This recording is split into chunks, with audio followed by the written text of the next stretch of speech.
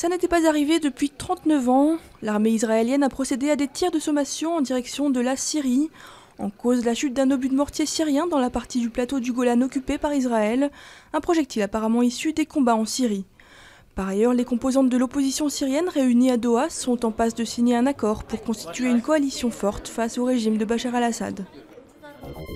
Des cérémonies du 11 novembre dédiées à la Grande Guerre, mais aussi à tous les morts pour la France. François Hollande a rendu hommage aux 13 militaires tués en Afghanistan depuis un an. Entouré de 2 enfants de soldats morts au combat, il s'est longuement recueilli devant la tombe du soldat inconnu.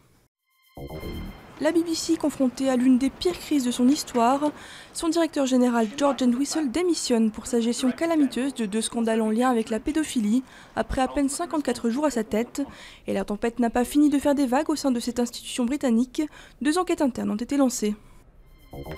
Marc Guimot ne verra pas les mers du Sud. Le navigateur français est contraint d'abandonner le Vendée Globe après avoir perdu la quille de son voilier Safran pour des raisons encore inconnues. Il était l'un des favoris de ce tour du monde sans escale et en solitaire. Il se jette à l'eau pour la bonne cause.